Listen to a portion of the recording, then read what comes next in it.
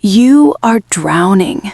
Your schedule is a war zone, your stress levels are peaking, and you haven't slept properly in weeks. You are carrying a massive, invisible box of responsibilities up a flight of stairs, and your knees are buckling. Then, someone reaches out a hand. A friend or a coworker asks, "Hey, do you need some help with that?" Your first instinct isn't relief. It's a sharp, visceral surge of irritation or even panic. Your stomach tightens, your smile goes rigid, and before you can even think about it, you say, "No, I'm good. I've got it." You tell yourself you said no because you're strong, or because it's faster to do it yourself. But let's be honest. In that moment, accepting help didn't feel like support. It felt like a threat to your survival. If your strong friend persona has become a cage you can't escape, you aren't just independent. You are likely experiencing something psychologists call defensive self-reliance. Today, we are going to talk about why your brain treats vulnerability like a predator and why doing it all yourself is the heaviest burden you will ever carry. Welcome back to Mind Translated. I'm glad you're here. On this channel, we take the complex wiring of the human brain and translate it into plain English to help you understand why you do the things you do. Today, we are dissecting the psychology of the hyper-independent trap, the neuroscience of why asking for help physically hurts, the childhood chapters that likely set this up, and how to finally put down the weight without falling apart. To understand why asking for help feels like dying, we have to stop looking at your personality and start looking at your biology. Specifically, a small, almond-shaped structure deep in your brain called the amygdala. Think of it as one of your brain's early warning systems. It helps your body decide what feels safe and what feels risky, fast. For people who grew up feeling secure, a helping hand lands as safety. Their body actually softens. But for the hyper-independent mind, that same offer of help trips a wire that signals danger. Here's why. Your brain functions as a prediction machine. Every second, it scans your environment and asks, is it safe to depend on this person? And when something feels ambiguous, when it can't tell if the situation is safe or not, your amygdala tends to default to threat. If your past experiences taught you that support was inconsistent, conditional, or chaotic, your brain rewired its definition of safety. It stopped viewing people as a source of comfort and started viewing them as unpredictable variables. When you refuse help, it isn't about the task at hand. You aren't worried about who does the dishes or who finishes the report. You are experiencing a desperate biological attempt to maintain autonomy. Your brain has learned that control is the only thing keeping the ceiling from falling in. In your internal operating system, the equation is simple. Reliance equals vulnerability, and vulnerability equals pain. This reflex almost always has a specific origin story. Psychologists call it parentification, when a child is forced to take on adult emotional or physical responsibilities long before they are developmentally ready. Maybe you were the latchkey kid coming home to an empty house, learning that if the bike chain slipped, you were the only one holding the screwdriver. Or maybe it was more subtle. Maybe you grew up in a home where the adults were emotionally volatile or unavailable. You learned to read the room before you could read a textbook. You learned to sense a parent's mood shift the second they walked through the door, so you could manage the atmosphere and keep everyone safe.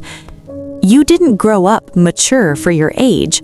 You adapted to a crisis mode that never turned off. You built a fortress of self-sufficiency.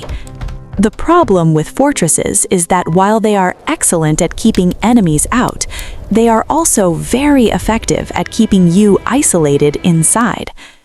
You learned that having needs was a burden to others, so you solved the problem by trying to have no needs at all. Let me ask you a question that might feel a little personal.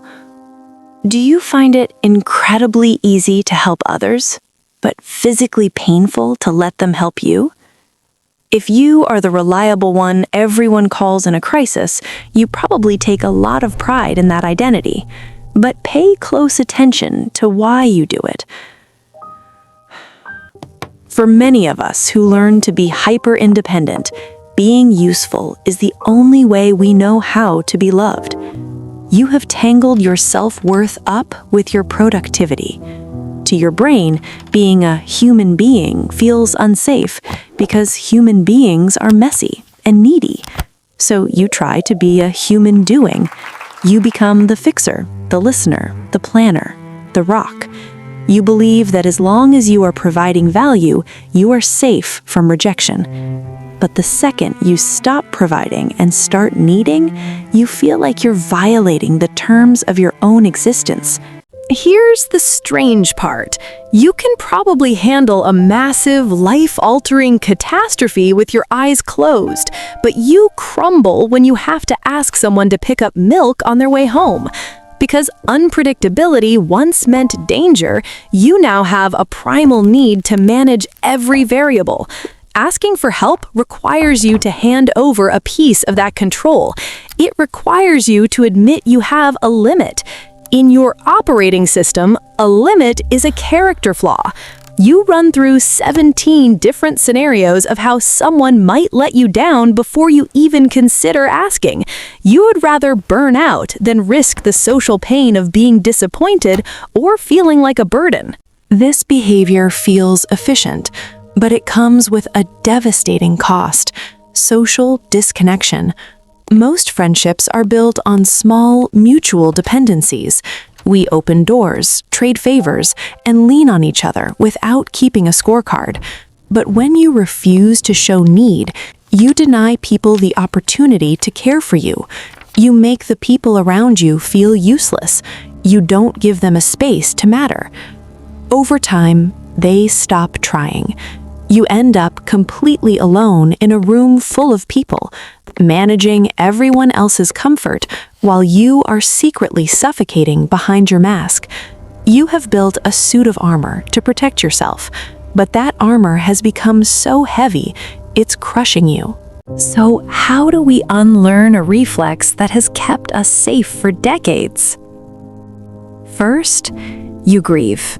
You acknowledge that the version of you who had to grow up too fast deserved a childhood where they were allowed to be messy, confused, and needy.